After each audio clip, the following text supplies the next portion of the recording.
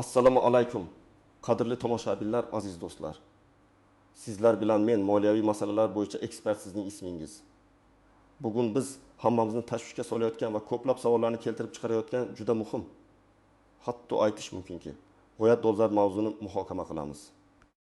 Ya'ni pensionerlarga indeksatsiya bekor qilindi, qo'shimcha to'lovlar bo'lmaydi degan xabar ortida aslida qanday haqiqat yotdi? Bu sarlavha sizni ham tashvishga solganini bilaman. Ayniqsa keksa yoshdagi fuqarolarimiz, ularning oila a'zolari va yaqinlari uchun bu ma'lumotning har bir tafsiloti katta ahamiyatga ega. Menimcha, bu videoni ko'rayotgan har bir kishi uchun bu ma'lumot mutlaqo hal qiluvchi ahamiyatga ega bo'lishi mumkin. Chunki bu sizning moddiy farovonligingizga bevosita ta'sir qiladi. Shuning uchun iltimos diqqat bilan tinglang va hozirning o'zida kanalimga obuna bo'lishni, ushbu videoga esa like bosishni unutmang. Bu menga siz uchun yanada foydali va kerakli ma'lumotlarni tayyorlashda yordam beradi. Keling, muammoning mohiyatiga chuqur kirib boraylik. So'nggi paytlarda internetda va ijtimoiy tarmoqlarda pensionerlarga indeksatsiya bekor qilindi, qo'shimcha to'lovlar bo'lmaydi degan xabarlar juda faol tarqalmoqda. Bu sarlavha ko'pchilikda haqli ravishda vahima va tushunmovchilikni keltirib chiqarmoqda. Ko'pchilik bu degani endi pensiya umuman oshirilmaydi, nafaqaxo'rlar inflyatsiya ta'siridan himoyalanmaydi degan xulosaga kelmoqda. Biroq bu xabar ortida qandaydir bir tushunmovchilik yoki noto'g'ri talqin yotganini ta'kidlashim kerak. Bu xabarni eshitgan har bir kishi albatta shoshib xulosa chiqarmasligi zarur. Avvalo, tushunib olaylik. Pensiya indeksatsiyasi o'zi nima?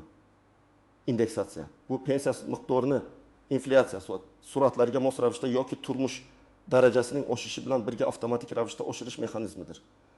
Boshqacha qilib aytganda, bu pensiyaning xarid qobiliyatini saqlab qolish uchun amalga oshiriladigan majburiy choradir. Chunki narxlar oshib borar ekan, odamlar o'z pensiyalariga kamroq mahsulot va xizmat sotib oladigan bo'lishadi. Aynan shu sababdan davlat har doim pensiyalarni inflyatsiyaga qarab moslashtirishga harakat qiladi. Ilgari ham va hozir ham aksariyat hollarda pensiyalar muntazam ravishda indeksatsiya qilinib kelingan. Pensiya miqdori mamlakatdagi iqtisodiy holat, inflyatsiya ko'rsatkichlari va byudjet imkoniyatlaridan kelib chiqib, yilda bir necha bor odatda prezident farmonlari yoki hukumat qarorlari asosida oshirib borilardi. Bu jarayon shaffof va barcha pensiya oluvchilar uchun birdek amal qilar edi. Oddiy qilib aytganda, agar siz pensiya oluvchi bo'lsangiz, ma'lum vaqt o'tgach avtomatik ravishda pensiyangiz miqdori oshganini ko'rar edingiz. Bu pensiya tizimining asosiy tamoyillaridan biri hisoblanardi. Hozir nima o'zgardi? Xabarda aytilgan bekor qilish aslida pensiyalar umumiy indeksatsiyasini nazarda tutmaydi. Pensiyalarning umumiy indeksatsiyasi, ya'ni inflyatsiya hisobiga oshirilishi davom etmoqda va davom etadi. Bu har bir nafaqaxo'r uchun muhim kafolatdir. Asosiy o'zgarish va chalkashlikka sabab bo'lgan jihat shundaki, ma'lum bir toifadagi pensiya oluvchilar, aniqrog'i ishlayotgan pensionerlar uchun pensiya indeksatsiyasi yoki ba'zi qo'shimcha to'lovlarni hisoblash tartibi o'zgarishi mumkin. Bu degani, agar siz pensiyada bo'lsangiz, ayni paytda biron bir joyda ish faoliyatini davom ettirayotgan bo'lsangiz, o'zingizning pensiyangizga nisbatan qo'llaniladigan indeksatsiya yoki ustamalar haqida yangi qoidalarni bilishingiz shart. Bu boradagi o'zgarishlar odatda davlat byudjeti barqarorligini ta'minlash, ijtimoiy adolat tamoyillarini mustahkamlash va ishlamaydigan pensionerlarga ko'proq yordam berish maqsadida amalga oshiriladi. Shuni unutmangki, bu qoida odatda faqat ishlayotgan pensionerlarga tegishli bo'ladi va ularning hammasiga emas, balki faqat ma'lum toifalarga taalluqli bo'lishi mumkin. Endi esa batafsil tushuntirishlarga o'tamiz. Ushbu o'zgarishlar kimlarga tegishli, kimlar xavotirlanishi kerak va kimlarning esa xavotirlanishga hojat yo'q. Avvalo, shuni aniq aytishim kerak. Agar siz ishlamaydigan pensioner bo'lsangiz, ya'ni pensiyaga chiqqandan keyin hech qanday ish faoliyatini davom ettirmayotgan bo'lsangiz, unda sizning xavotirlanishga sababingiz yo'q. Sizning pensiyangiz umumiy tartibda, ya'ni inflyatsiya darajasiga qarab va mamlakatda pensiyalarni oshirish bo'yicha qabul qilingan qarorlarga muvofiq indeksatsiya qilinadi. Har yili, hatto yili bir necha bor pensiyalar miqdori oshirilganda, sizning pensiyangiz ham xuddi shu tartibda ko'paytiriladi. Misol uchun, tasavvur qiling, Gulnora opa 30 yoshda uzoq yillar o'qituvchilik qilib pensiyaga chiqqan va hozirda ishlamaydi. Uning oylik pensiyasi 20 million 200 ming so'm. Agar mamlakatda pensiyalar uni foizga indeksatsiya qilinsa, Gulnora opaning pensiyasi avtomatik ravishda unga hech qanday qo'shimcha harakat qilish shart emas. Chunki u ishlamaydigan pensionerlar toifasiga kiradi va uning pensiyasi har doimgidek inflyatsiya ta'siri ostida qolmaydi. Aksincha, himoyalanadi. U qo'shimcha to'lovlardan ham mahrum bo'lmaydi. Chunki bunday cheklovlar faqat ishlayotgan pensionerlar uchun qo'llanilishi mumkin. Endi kimlar xavotirlanishi kerak? Asosiy o'zgarishlar ishlayotgan pensionerlarga tegishli bo'lishi mumkin.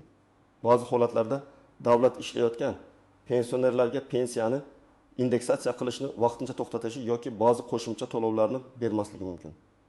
Buning sababi oddiy. Agar pensioner ishlasa, u ish haqi ham oladi. Bu esa uning turmush darajasini faqat pensiya hisobiga yashayotgan fuqarolarga nisbatan ancha yuqori bo'lishini ta'minlaydi. Davlatning maqsadi esa ko'pchilik eng muhtoj toifalarga, ya'ni faqat pensiya hisobidan yashayotganlarga ko'proq yordam berishdan iborat bo'ladi. Keling, konkret misollar bilan tushuntiraman. Birinchi misol, Olimjon aka 65 yoshda, u pensiya chiqqaniga qaramay bir xususiy korxonada qo'riqchi bo'lib ishlamoqda. Uning pensiyasi 1.500.000 so'm. Uning oylik maoshi esa 2.000 so'm. Yangi qoidalar joriy etilgandan so'ng, agar pensiyalar umumiy 10% ga indeksatsiya qilinsa, Olimjon akaning pensiyasi uning ishlayotganligi sababli 1.500.000 so'mda o'zgarishsiz qolishi mumkin. U shu indeksatsiyadan mahrum bo'ladi. Uning uchun pensiya miqdori faqat u ish faoliyatini tugatgandan keyin qayta hisoblanishi va indeksatsiya qilinishi mumkin. Bu yerda asosiy sabab davlat nuqtai nazaridan Olimjon aka ish haqidan ham daromad olayotganligi sababli. Uning moddiy ahvoli ishlamaydigan pensionerlarnikidan farq qiladi.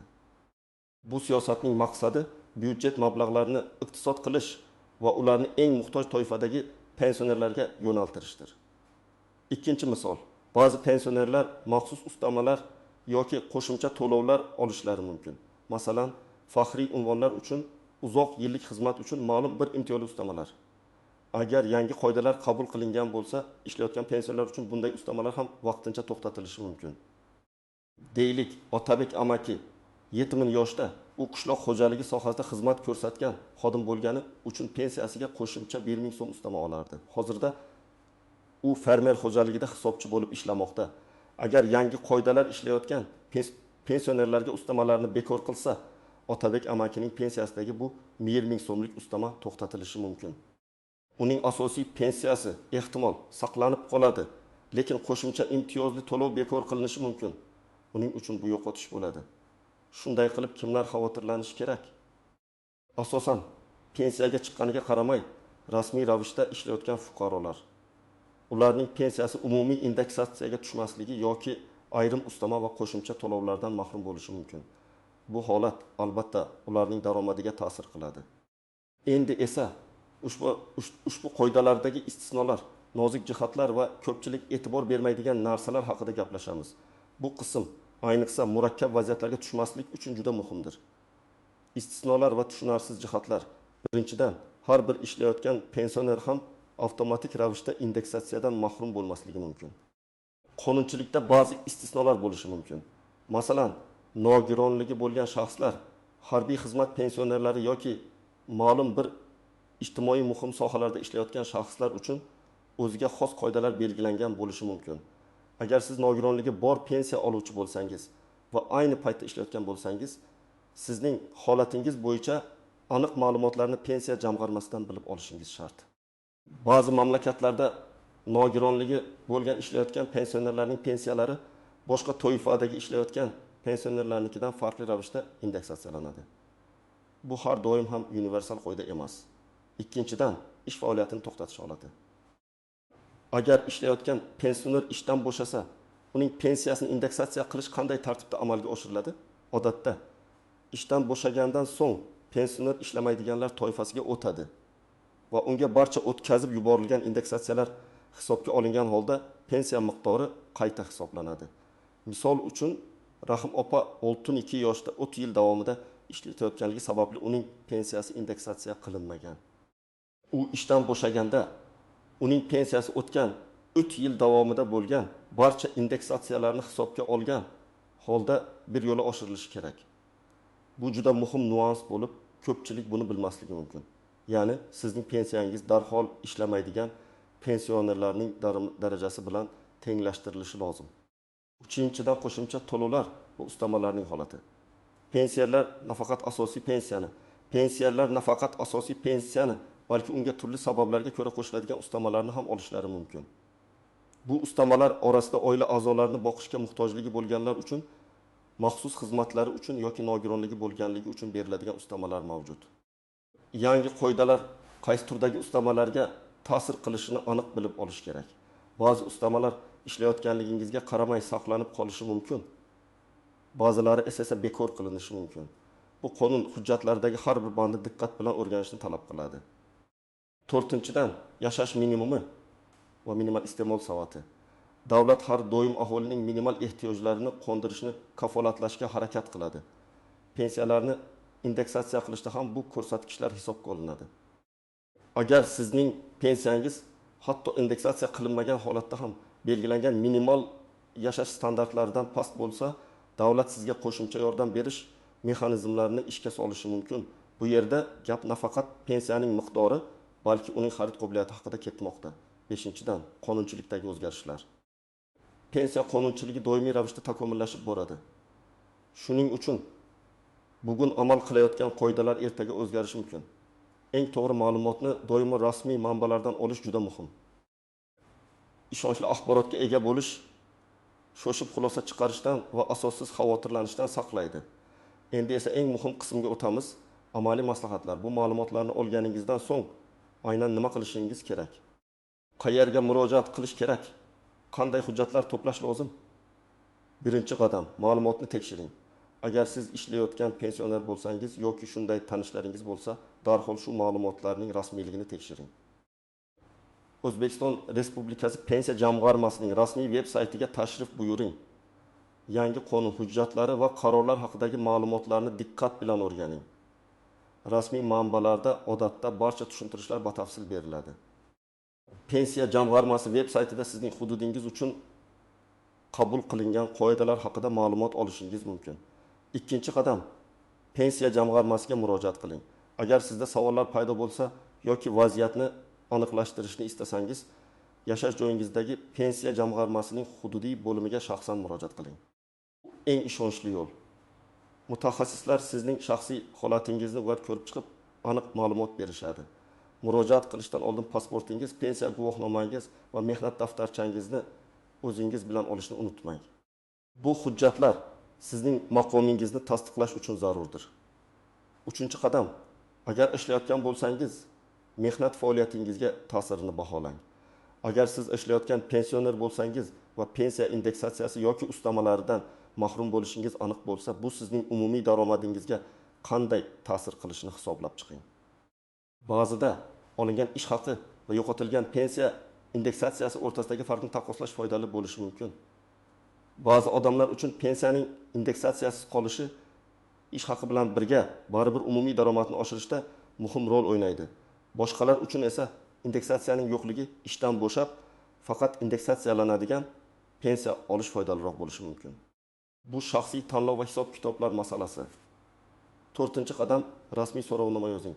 Agar sizga berilgan javoblar qoniqarli bo'lmasa yoki vaziyatni yozma ravishda tasdiqlashni istasangiz, pensiya jamg'armasiga yozma so'rovnoma arza bilan murojaat qiling. Arzangizda quyidagilarni ko'rsating: o'z FA'ingizni va pasport ma'lumotlaringizni, pensiya guvohnomangiz raqamini. Savolingizning mohiyatini aniq bayon eting. Men pensiya guvohnomasi raqam. Sanadan boshlab pensiya indeksatsiyasi qoidalariga oid o'zgarishlar haqida ma'lumot so'rayman. Men hozirda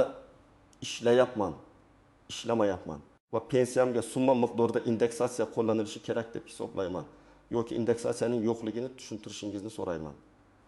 Ushbu masalada aniqlik kiritishingizni va yozma javob berishingizni so'rayman.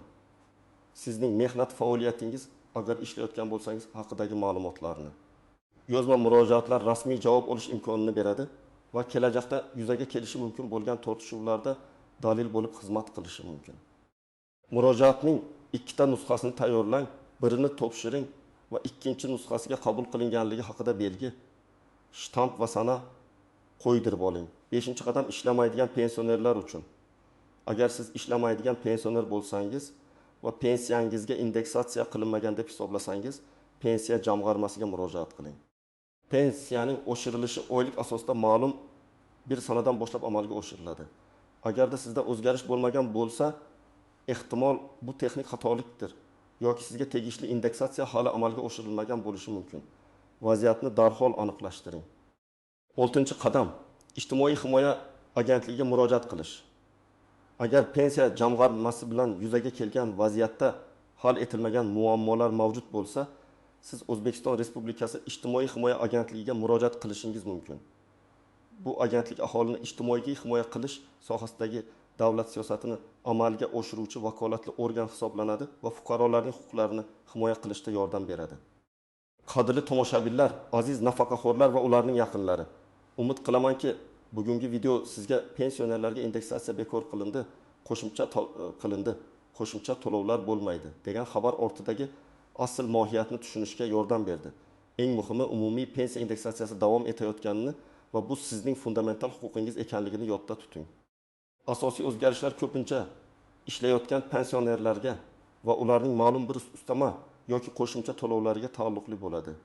Shoshilinch xulosalar chiqarishdan oldin rasmiy manbalardan aniq ma'lumot olish va kerak bo'lsa mutaxassislar bilan maslahatlashish har doim eng to'g'ri yo'l hisoblanadi. Sizning moddiy farovonligingiz biz uchun muhim. Shuning uchun har doim hushyor bo'ling va o'z huquqlaringizni biling. Bu videodagi ma'lumotlar siz uchun foydali bo'ldi degan umiddaman. Ushbu mavzu bo'yicha o'z fikrlaringizni, savollaringizni va tajribalaringizni sharhlarda qoldiring. Ularni o'qib, boshqa foydalanuvchilar ham foydali ma'lumot olishlari mumkin. Videoga like bosing va kanalimga obuna bo'lishni unutmang. Zero biz birgalikda moliyaviy savodxonligimizni oshirishda davom etamiz. Keyingi videolarda ko'rishguncha o'zingizni ehtiyot qiling.